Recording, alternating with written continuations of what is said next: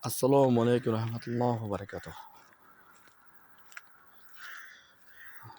Hammamizdan bir nima deydi? Qiziqmizda. To'yga desa tayyorlanamiz. Bir ziyoratga desa tayyorlanamiz. Bir ulfatlar bilan o'tirish desa tayyorlanamiz. Choyxona desa, tug'ilgan kun desa toza tayyorlanib, harakat qilib, atirlar sepib boramiz barchamiz.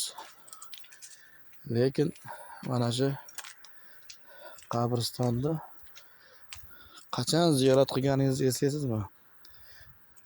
9-mayda kelasiz. Bir yilda bir marta. Bir yilda bir marta kelasiz 9-mayda.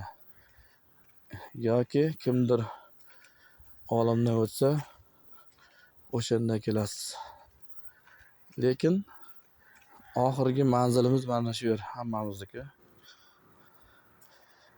Bu yerda qancha ko'p ziyorat qilsangiz ham kam. Kelib bilgan so'rangizdan bitta o'qib ketsangiz ham qabrda yotgan aka-uka, birodarlarimiz, otalarimiz qabrlar nurga to'ladi.